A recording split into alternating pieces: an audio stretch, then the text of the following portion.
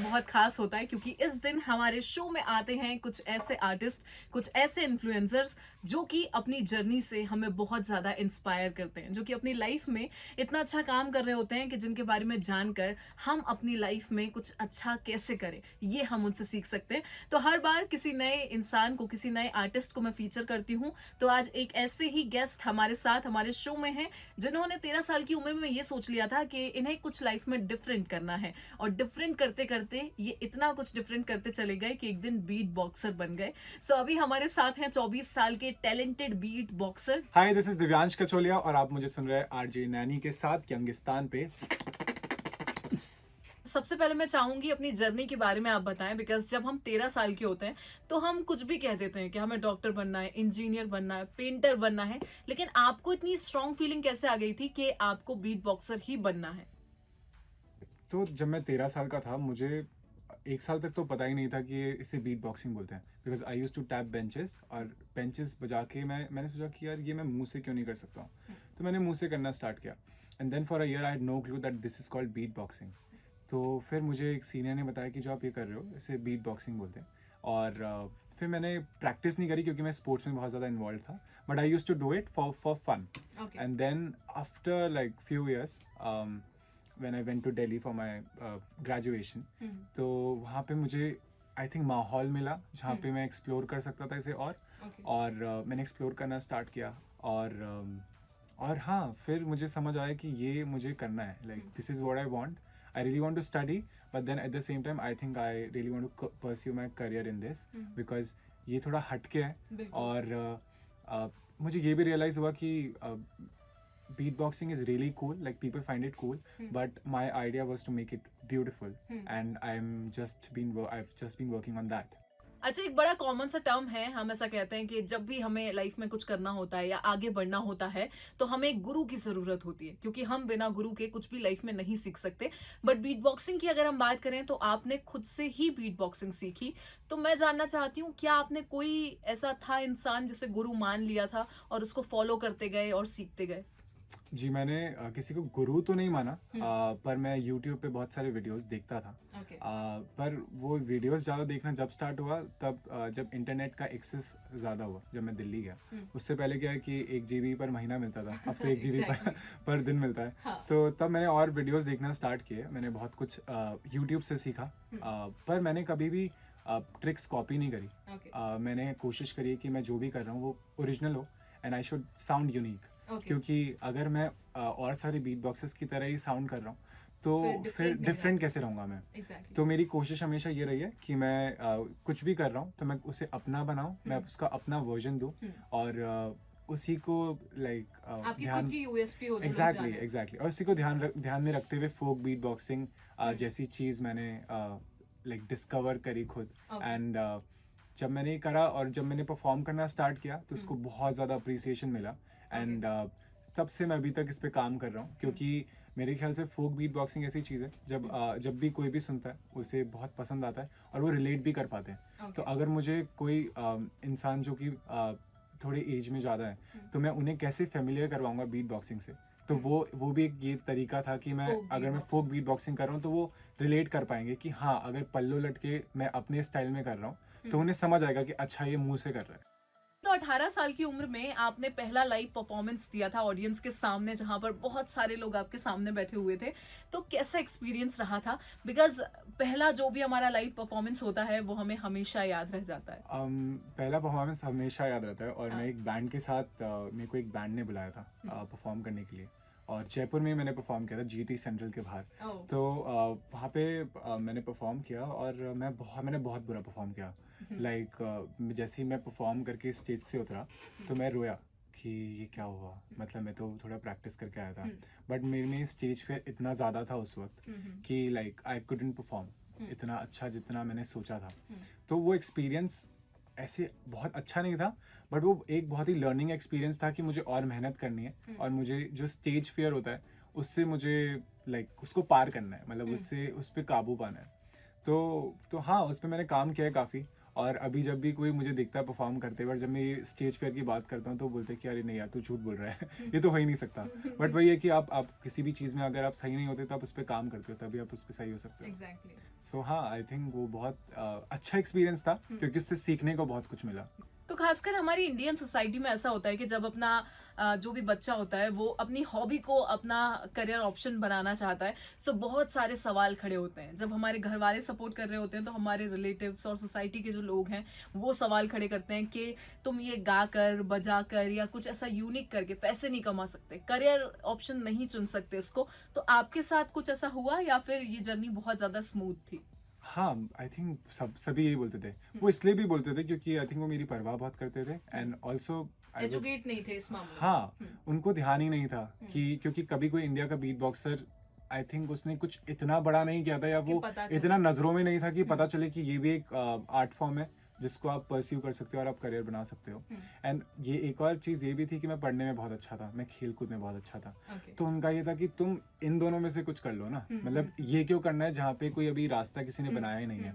But मुझे सिर्फ ये पता था कि ये मेरे दिल को पसंद है और मुझे सिर्फ ये करना है, और अगर रास्ता नहीं बनाए तो अच्छी बात है ना, मैं रास्ता बनाऊंगा। Exactly. तो वही आई थिंक मेरी अप्रोच रही है कि अगर मुझे ऐसा लगता है कि अगर कोई रास्ता नहीं बना हुआ तो आपके पास एडवांटेज भी होता है। तो इतने सारे बड़े बड़े म्यूजिशियंस के साथ आपने काम किया है, लाइक सुनिधि चौहान के साथ आपने काफी सारे वीडियोस किए हैं, स्टेज शेयर किया है, तो कैसा एक्सपीरियंस था? कैसा लगता है जब जिस स्टार को हम टीवी पे देख रहे हैं और वो हमारे साथ स्टेज पर हो? आई थिंक ये एक ड्रीम कम ट्रू था। जैसे सुनिधि मैम के लिए लता मंगेशकर जी हैं, वैसे ही मेरे लिए सुनिधि चौहान है। मेरी सिर्फ एक ही ऐसे ख्वाब था मेरा कि मैं उन्हें सिर्फ देख सकूं। तो मैंने जो शो भी किया था वो इसलिए किया था क्योंकि मुझे बस उन्हें देखना था। तो अब उनके साथ मैं परफॉर्म करता हूँ और भी आर्टिस्ट के साथ मुझे परफॉर्म करने का मौका मिला। तो बहुत ही अमेजिंग चीज़ है, क्योंकि एक तो like kudos to them that वो हमें अपॉर्चुनिटी दे रहे हैं, लाइक बीट बॉक्सिंग को वो भी आगे बढ़ा रहे हैं, और इतने सारे लोगों के सामने हम परफॉर्म करते हैं। तो जब हम 20,000 लोगों के सामने परफॉर्म कर रहे हैं तो बहुत सारे लोगों को, कुछ लोग होते हैं जिन्हें नहीं पता होता बट उन्हें पता चलता है, और वो घर पे जाके हमें मैसेज करते हैं या फिर सर्च करते हैं, बीट बॉक्सिंग को सर्च करते हैं।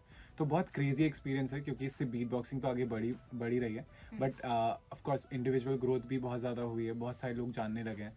तो आई थिंक वो सबको पसंद है कि आपको लोग जाने, और आप ग्लैम शैम, आप लाइट में रहो, लाइमलाइट में रहो। सो अभी माहौल थोड़ा सा सीरियस हो गया है, काफी सारे सिंसियर क्वेश्चन मैंने आपसे पूछ लिए, तो अभी थोड़ा सा चिल करते हैं इस स्टूडियो वाइब को, और रैपिड फायर हम करेंगे जिसमें जल्दी जल्दी मैं ऑब्वियसली आपसे सवाल पूछूंगी और आपको उनके जवाब देने हैं। तो सबसे पहले, वो कौन सी बीट बॉक्सिंग की टोन है या फिर म्यूजिक है जो आपको डिफाइन करता है? अच्छा,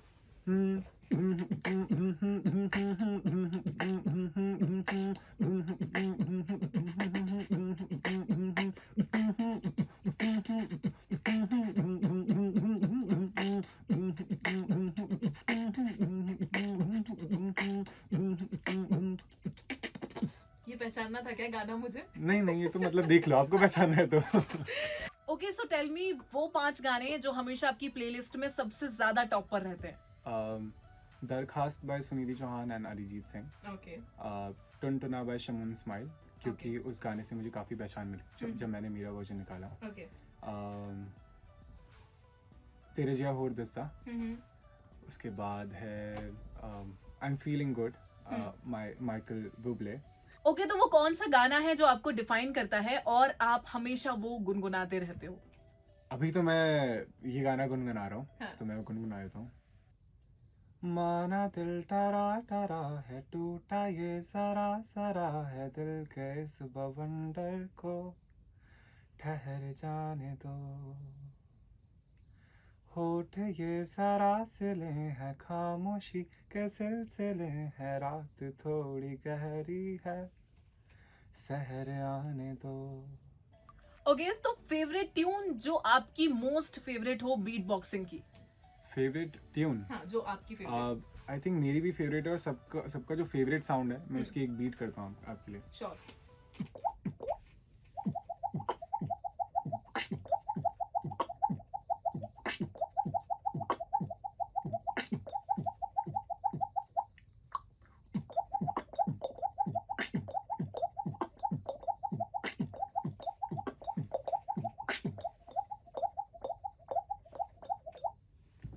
वाओ यार, अमेजिंग। Yeah. ओके, तो अब आपको बीट बॉक्सिंग ट्यून्स का मैशअप करना है। ठीक है। बेकरार करके हमें यूं ना चाहिए, आपको हमारी कसम लौट आइए। बेकरार करके हमें यूं ना चाहिए, आपको हमारी कसम लौट आइए। एक लड़की भीगी भागी सी, सोती रातों में भागी सी, मिली एक अजनबी से कोई भागे ना पीछे, तुम ही कहो के कोई बात है। प्यार होता इकरार होता है, प्यार से फिर क्यों डरता है दिल। प्यार होता इकरार होता है, प्यार से फिर क्यों डरता है दिल। बहता है दिल रास्ता मुश्किल मालूम नहीं है कहाँ मंजिल। बहता है दिल रास्ता मुश्किल मालूम नहीं है कहाँ मंजिल।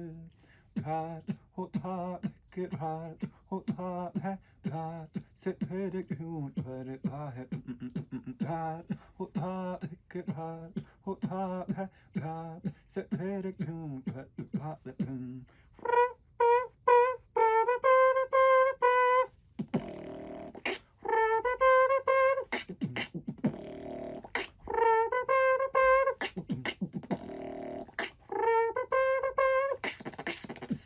यार मतलब लिटरली मजा आ गया। मैंने इस तरीके का लाइव परफॉर्मेंस पहले कभी किसी बीट बॉक्सर का मतलब एक्सपीरियंस नहीं किया है। सो बहुत ही अमेजिंग परफॉर्मेंस था।